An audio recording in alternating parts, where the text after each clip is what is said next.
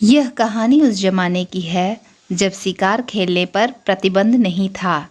4 दोस्त हिरन का शिकार करने बिहार के नवादा जिले के गोविंदपुर के जंगलों में निकले थे। उनके पास 2 राइफलें और 2 बंदूक थी।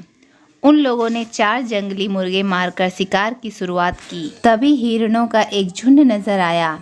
उन्हें निशाने पर लेने के लिए वे बेतहाशा भागे। इसी क्रम में उनमें से एक बिछड़ गया। उसका नाम शेखर था। वह जंगल की पगडंडियों में रास्ता भटक गया। धीरे धीरे रात होने लगी। न बाकी दोस्तों का पता चल रहा था, न जंगल के बाहर निकलने का रास्ता नजर आ रहा था। शेखर के कंधों पर बंदूक और झोले में 2 मुर्गे थे। अब किसी तरह रात काटनी थी और सुबह होने तक का इंतजार करना था। शेखर किसी तरह जंगल की एक पगडंडी पर चला जा रहा था कि थोड़ी दूर पर रोशनी नजर आई। उसने सोचा कि कोई न कोई तो वहां पर होगा। वह रोशनी की ओर बढ़ता चला गया।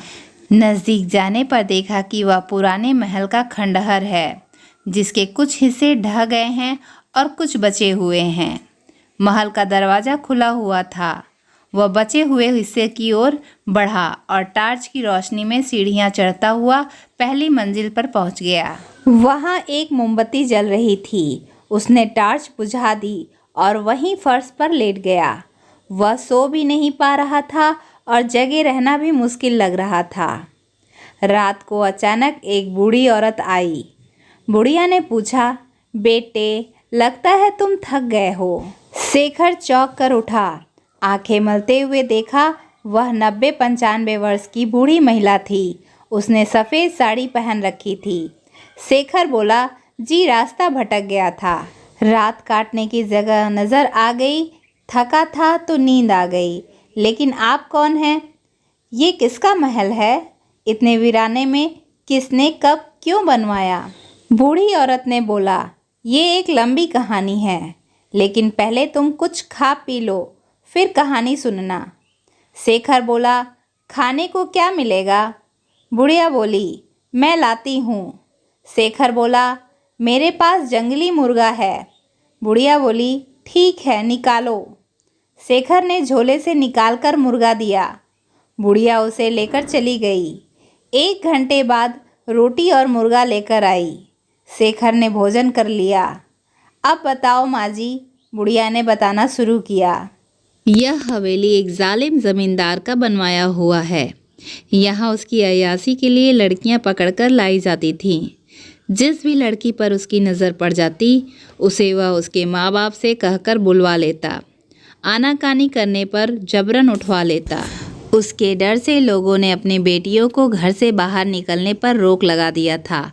फिर भी उसके आदमी किस किस घर में जवान लड़की हैं पता कर लेते थे और वह इस हवेली में बुलवा ली जाती थीं। एक बार की बात है, यहाँ से 5 कोस की दूरी पर एक गांव है रघुनाथपुर। वहाँ एक किसान परिवार के पास मुंबई से एक रिश्तेदार आए। उनके साथ बेटी सुरेखा भी थी। किसान ने वहाँ के हालात की जानकारी देकर समझाया कि सुरेखा को घर से बाहर नहीं जाने देना है। सुरेखा आधुनिक लड़की थी, जूडो कराटे जानती थी।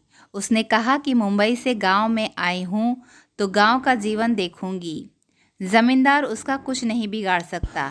वह अपनी जिद में खेत खलिहान बाग बगीचे का चक्कर लगाती रही। एक दिन जमींदार की सवारी उधर से गुजर रही थी। उसकी नज़र सुरेखा पर पड़ गई। उसने उसे रोककर पूछा, तुम इस गांव की तो नहीं हो? कहाँ से आई हो? किसके घर पर ठहरी हो? सुरेखा ने पूछा, तो तुम ही जमींदार हो जो लड़कियों को उठवा लेते हो? जमींदार बोला, बहुत समझदार हो, कहाँ ठहरी हो? तभी किसान भागा भागा वहाँ पहुँचा। जमींदार से बोला, सरकार ये मेहमान है, 1-2 रोज में चली जाएगी। जमींदार बोला, ठीक है, आज तो है, आज रात को यह मेरी मेहमान होगी, शाम को इसके लिए सवारी भेज दूंगा। इतना कहकर जमींदार वहाँ से चला गया। किसान ने सुरेखा से विफर कर कहा, मना किया था ना, बाहर मत घूमो। वही हुआ जिसका डर था। सुरेखा बोली, चिंता मत कीजिए, वह मेरा कुछ नहीं बिगाड़ पाएगा और आज के बाद वह इस लायक नहीं रहेगा कि किसी पर जुर्म ढा सके। आप निश्चिंत रहिए, सवारी आने दीजिए, मैं जाऊंगी और आराम से लौट आऊंगी। शाम को जमींदार ने डोली भेजा। सुरेखा आराम से उस पर बैठ गई। हवेली में आने के बाद जमींदार उसे हवस का शिकार बनाने के लिए बढ़ा तो उसने कर्राटे का एक वार कर उसे अचेत कर दिया। इसके बाद हवेली की छत पर चली गई। उसने देखा कि बाहर चप्पे चप्पे पर उसके हथियारबंद पहरेदार तैनात थे। वह निकलने का उपाय सोच ही रही थी कि अचानक जमींदार तलवार लिए हुए छत पर आया। जमींदार बोला, तुम बहादुर हो, शेरनी हो, मेरी बात मान लो, नहीं तो मरने के लिए तैयार हो जाओ। सुरेखा ने एक छलांग लगाई। जमींदार की तलवार उसके हाथ से छूटकर नीचे गिर गई। जमींदार ने सुरेखा को उठा लिया और छत से फेंक दिया, लेकिन सुरेखा ने गिरते गिरते उसकी बाह पकड़ ली और वह भी उसके साथ नीचे गिर पड़ा। दोनों की मौत हो गई। सुरेखा की मौत की खबर सुनकर उसकी मां मुंबई से आईं। उसने जमींदार परिवार को निर्वंश हो जाने का शाप दिया। इसके बाद जमींदार परिवार में लोगों की किसी न किसी कारण मौत होने लगी और उसका वंश खत्म हो गया। यही इस वीरान हवेली की कहानी है। सुरेखा और उसकी माँ की प्रेतात्मा इस हवेली में रहती है। शेखर बोला, प्रेतात्मा रहती है? लेकिन मुझे तो परेशानी नहीं हुई, थोड़ा डर लगा लेकिन नींद भी आ गई। बुढ़िया बोली, सारी प्रेतात्माएं बुरी नहीं होती बेटा, उनकी जिससे दुश्मनी होती है उसी का नुकसान करती हैं, भले लोगों की मदद करती हैं। शेखर ने पूछा, आपको कभी दिखाई पड़ी? बुढ़िया ने कहा, हाँ अक्सर। अच्छा, अब सुबह होने वाली है, मैं चलती हूँ। हवेली से निकलकर बाईं तरफ पगडंडी से सीधा निकल जाना, तुमको जंगल के बाहर निकलने का रास्ता मिल जाएगा। तभी एक 17-18 साल की लड़की आई।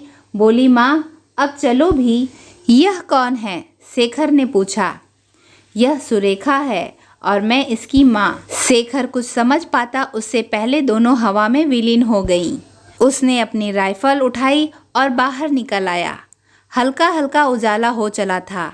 उसने एक नज़र हवेली पर डाली और बुढ़िया की बताई पगडंडी पर बढ़ता चला गया। आगे जाने पर उसे जंगल से बाहर जाने का रास्ता नजर आने लगा, जिससे वो अपने घर पहुंच सका। तो दोस्तों, आज की ये हॉरर स्टोरी आपको कैसी लगी मुझे कमेंट करके ज़रूर बताएं और मेरे चैनल को सब्सक्राइब ज़रूर करें ताकि आगे आने वाले वीडियोस की नोटिफिकेशन आपको मिल सके। धन्यवाद।